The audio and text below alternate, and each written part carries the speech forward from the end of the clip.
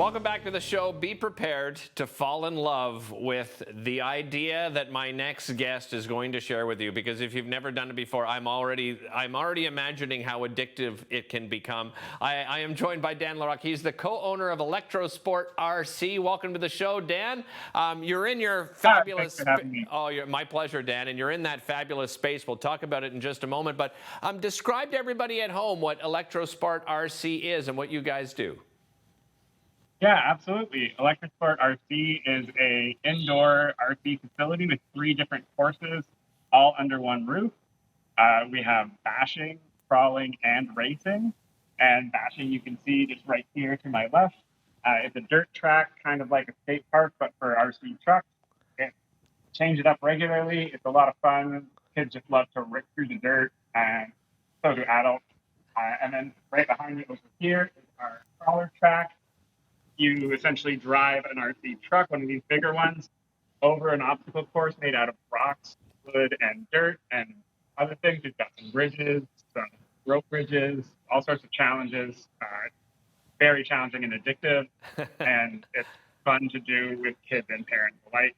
And then we also have the race course, which is 10,000 square feet and 600 tons of clay. Wow. It's great for taking all sorts of cars around, but we also have a racing community of about 30 drivers. They tinker with their cars. It's a really good entry point for kids to learn about electronics and engineering while they try to edge their competition for the thrill of the win.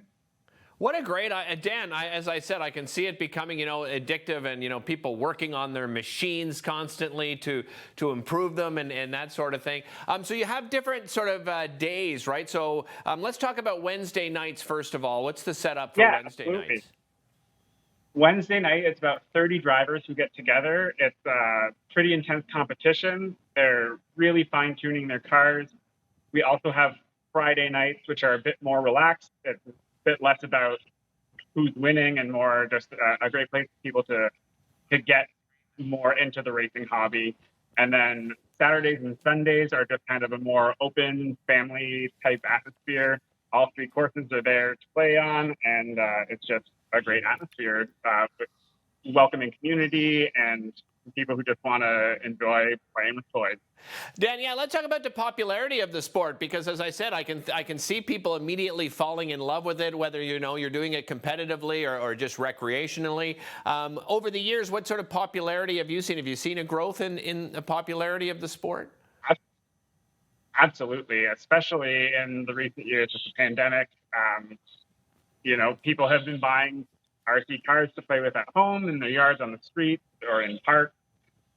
And we built this facility because we wanted to have a place that's specifically built for RC cars that families can come to. It's just great for all ages, and you can get into any type of RC driving while you're here. What about an introduction? So, if I don't own a vehicle yet, Dan, do you have sort of introductory courses where people can use, your equipment that you have at the facility? Yeah, absolutely. If you just go on our website, you can Google Electrosport RC to find us.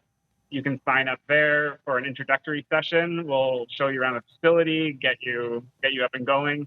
And we also have a partnership with Great Hobbies for the actual availability of the car. I know you do special events as well, Dan. Let's talk about special events and what you offer as far as those are concerned. Yeah, we offer private events for $200. You can have the run of the place for about 2 hours with 5 drivers. We also do corporate events, private parties.